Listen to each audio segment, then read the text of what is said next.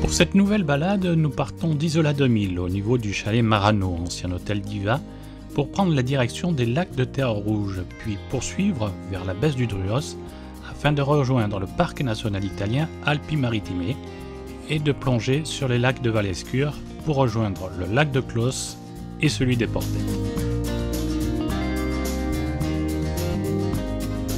Peu de temps après notre départ, nous pouvons voir entre la cime des arbres la tête Costas sur la droite et la cime Tavels sur la gauche.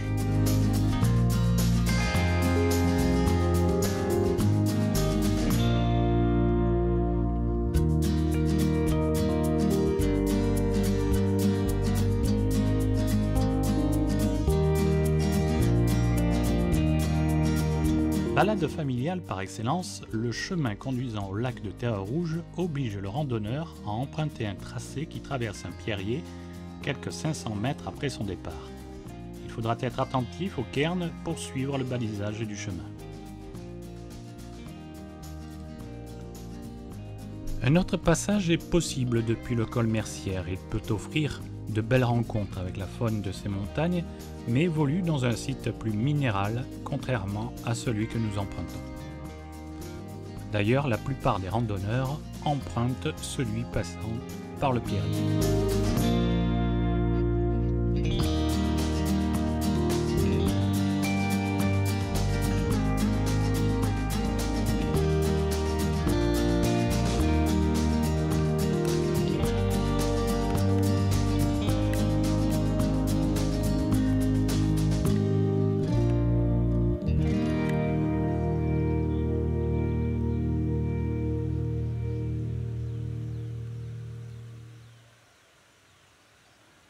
Alors que nous approchons d'un passage en sous-bois, nous apercevons les premiers torrents descendants des lacs de Terre Rouge.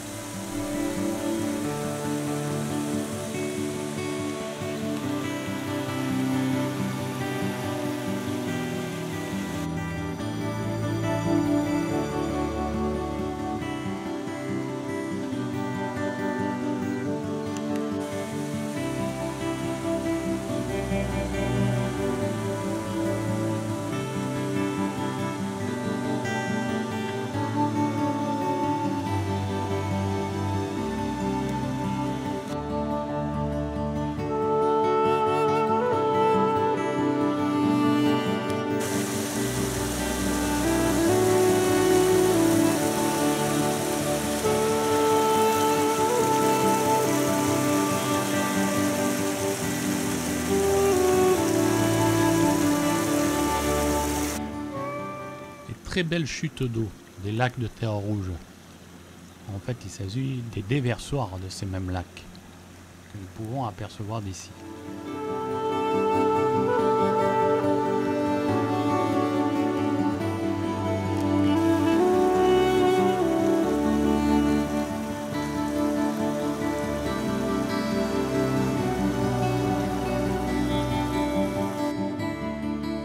De beaux rhododendrons qui offrent une belle couleur rougeâtre.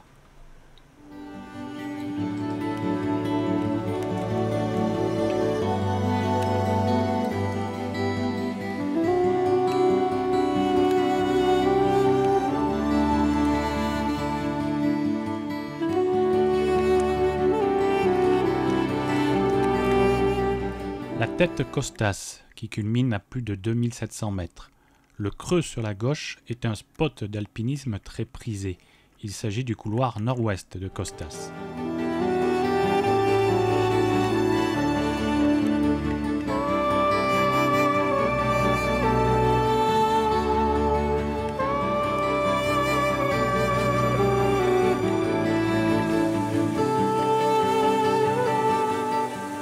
Nous voici arrivés au niveau du déversoir du premier lac de Terre Rouge. C'est de là que nous apercevions les chutes d'eau un peu plus bas.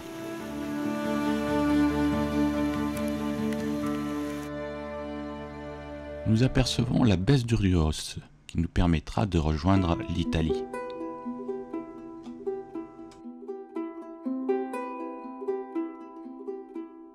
Ici, le pas du Loup, qui surplombe le lac de Combegrosse, que nous ne pouvons pas apercevoir d'ici.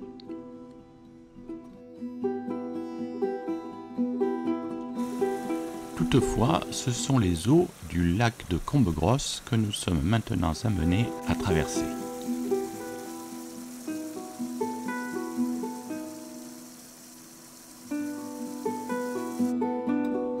Le mont Malinverne, 2938 mètres.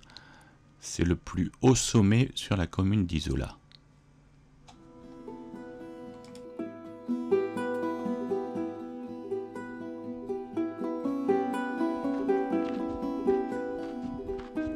Nous approchons du grand lac de Terre Rouge.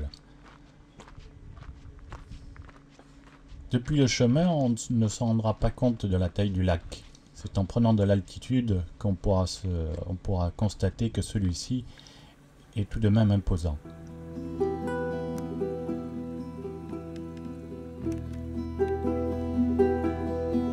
Le nom du lac vient de la couleur de ses roches environnantes, rougeâtres.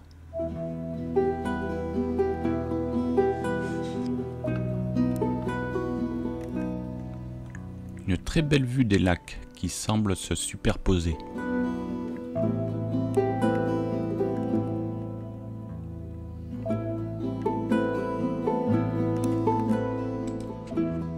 Un peu avant la baisse du Druos, il n'est pas rare de trouver de gros névés, le secteur étant protégé et ombragé par la cime Tavels.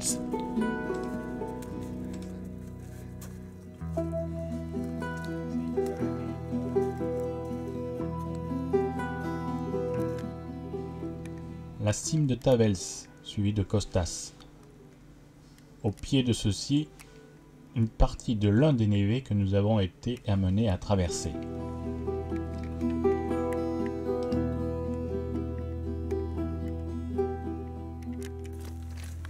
Nous voici arrivés à la baisse du Druos, qui marque à la fois l'entrée en Italie et l'entrée dans le parc italien Alpes Maritime.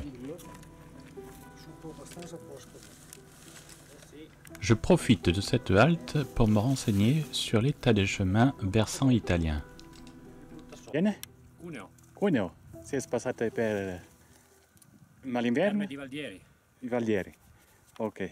Ha molto neve? No, No? niente. Niente. Pas Ah, de neige. ah, ok. Alors vous avez fait la course à Monaco? Oui, à course de Noël. Ah. Bene. Vous êtes un habitué des courses? Oui. Oui. J'ai croisé beaucoup de monde qui s'entraînait pour du trail.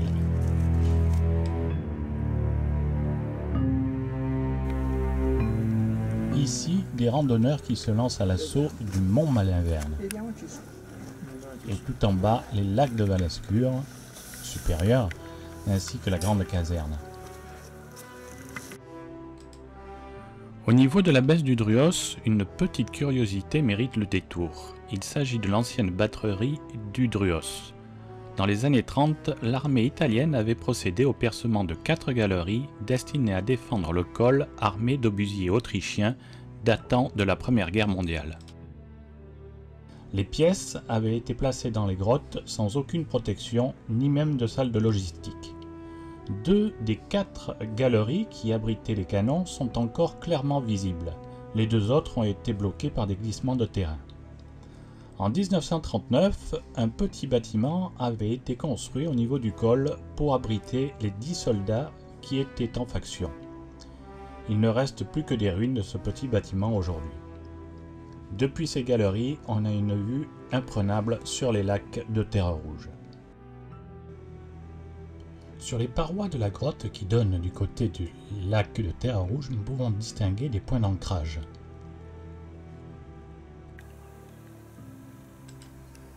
Jetons un dernier regard sur le versant français et sur le chemin contournant le grand lac de Terre Rouge. On se rend bien compte que celui-ci est très éloigné du lac. Nous entamons maintenant la descente sur les lacs supérieurs de Valescure ainsi que la grande caserne. Autrefois réserve de chasse pour les rois de la maison de Savoie et du roi Victor Emmanuel II d'Italie, le parc national dans lequel nous pénétrons est la plus grande zone protégée du Piémont adjacent au grand parc national du Mercantour en France. Créé en 1980 en tant que parc naturel d'Argentera, Il devient par la suite Parc national Alpes-Maritimes. Les lacs supérieurs de Valescure sont au nombre de 4. Ils s'étendent de 2239 mètres à 2270 mètres.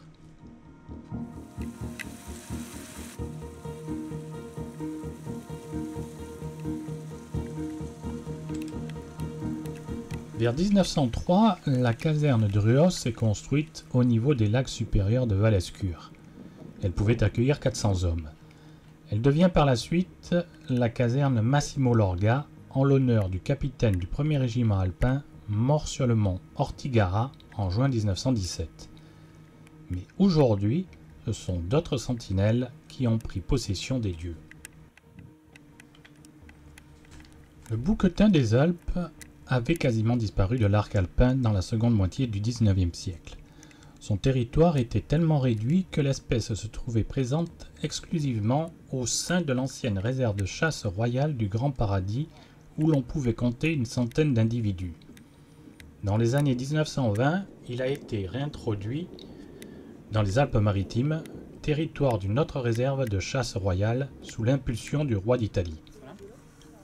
Aujourd'hui, sur les deux versants alpins, on évalue la population de bouquetins à environ 2100 individus, avec une aire de répartition s'étendant bien au-delà des parcs Alpes-Maritimes et Mercantour. La distribution actuelle de l'espèce résulte toutefois de la collaboration initiée entre les deux espaces protégés transfrontaliers dans les années 1980.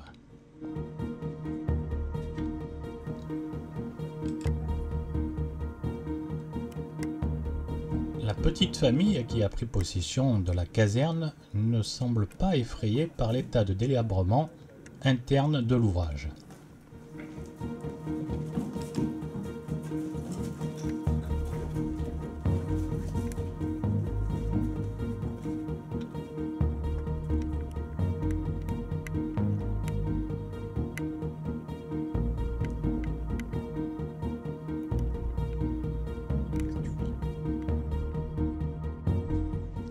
Malgré le fait que nous sommes à la mi-juillet, certains individus ont encore des traces de leur pelage d'hiver.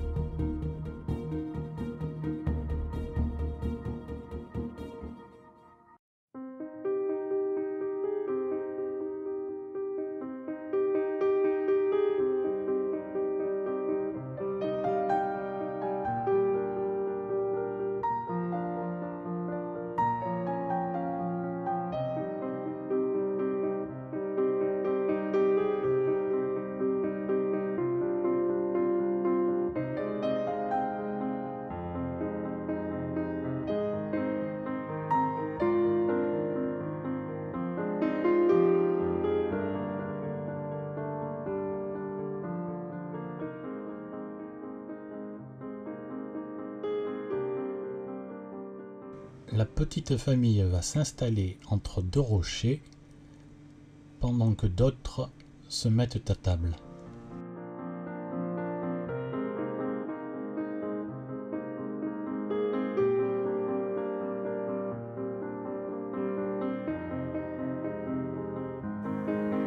Alors que les femelles bouquetins sont de taille plus petite, leur poids est compris entre 40 et 65 kg pour des hauteurs au garrot égales entre 70 et 80 cm. Les mâles adultes peuvent atteindre les 120 kg pour les plus imposants. Leur hauteur au garrot est égale à 85-92 cm et ils disposent de cornes plus développées.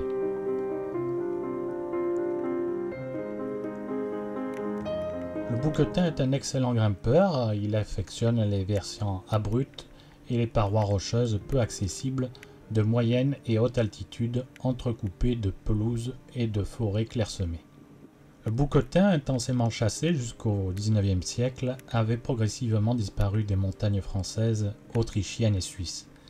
Les derniers individus de l'espèce avaient trouvé refuge au sein de la réserve royale de chasse du Grand Paradis, aujourd'hui parc national. Protégés dans un premier temps, non pour leur valeur naturaliste, mais pour la distraction exclusive des chasseurs de la maison de Savoie les bouquetins finissent par être placés sous la protection du roi d'Italie Victor Emmanuel III. Nous quittons la grande caserne de Valescure et ses lacs supérieurs pour emprunter les magnifiques chemins construits au début du siècle dernier par les prisonniers autrichiens.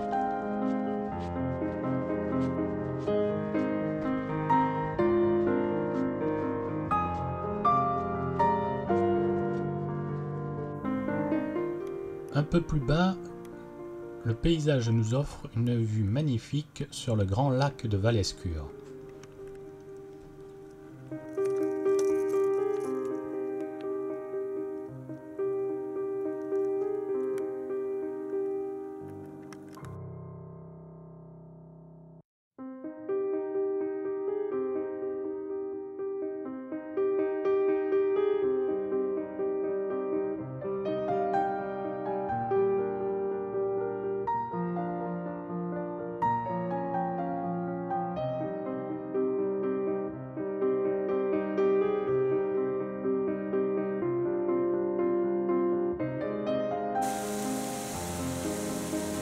Le grand lac de Valescure est alimenté en eau par les lacs supérieurs.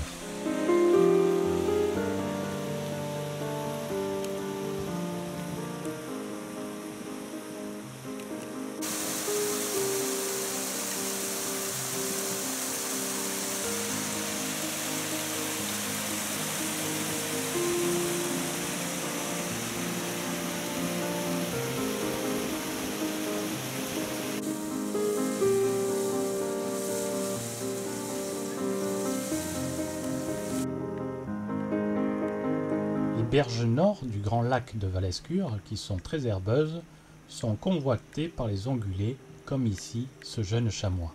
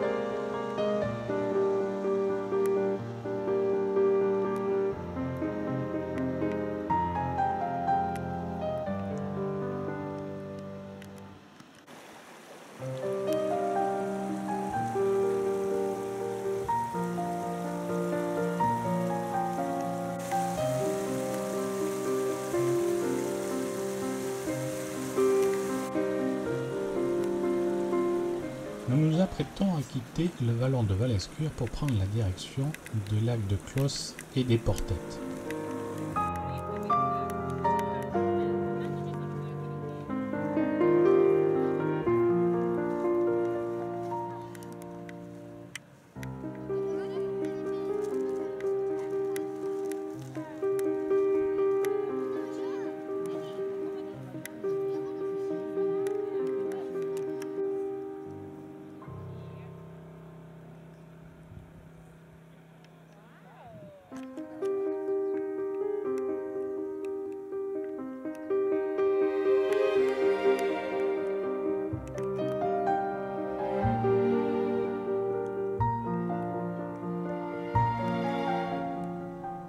L'Argentera nous fait face.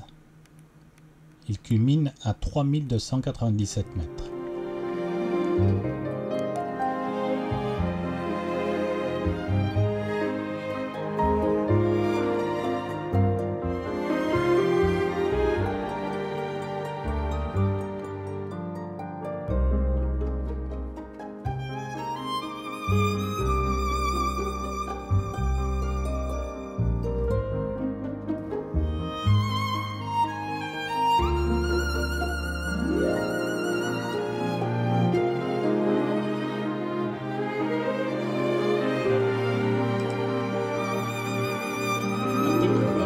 chef-d'œuvre d'ingénierie risque de se noyer dans l'abîme de l'oubli.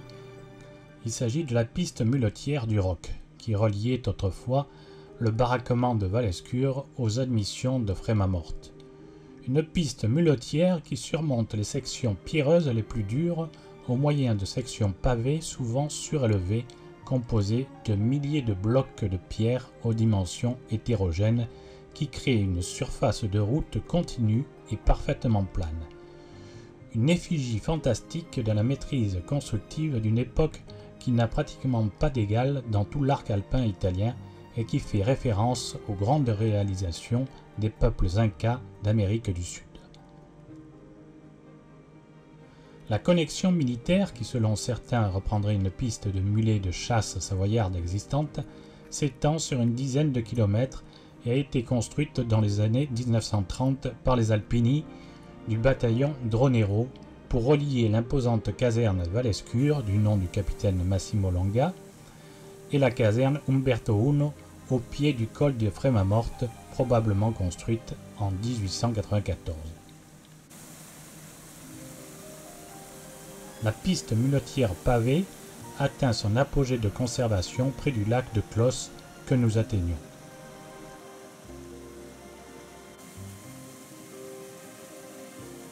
Elle se transforme ensuite en un chemin en direction du lac de Portet et du refuge Cuesta.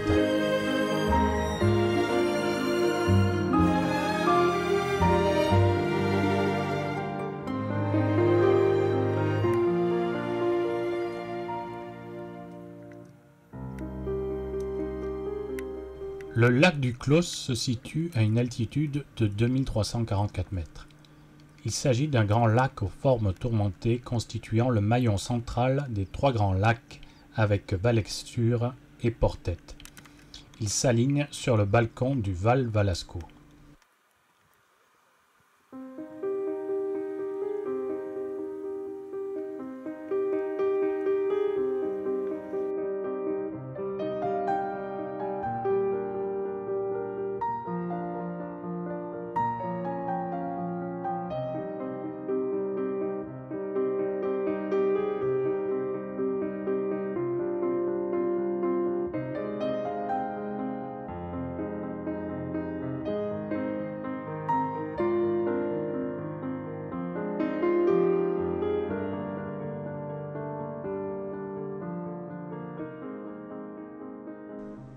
En prenant un peu d'altitude, la vue sur le lac est tout à fait différente.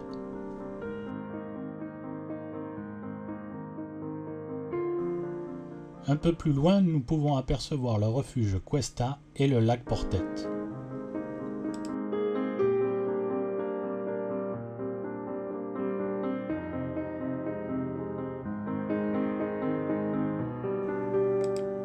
En contrebas, nous apercevons le palais Valasco. Il s'agissait de l'ancien pavillon de chasse royal de Valdieri en Traqua, commandé par Victor Emmanuel II en 1857.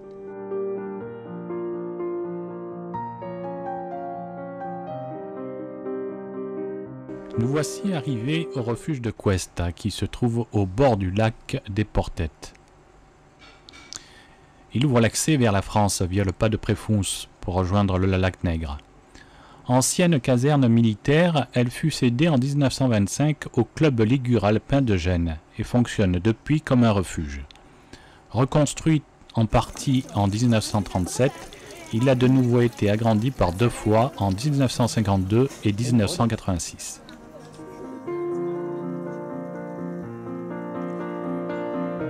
Le lac des Portet se situe à 2330 mètres. Grand lac complètement rond, probablement très profond, car même les années de faible enneigement, même si son niveau vient à baisser, il garde sa forme ainsi que ses dimensions.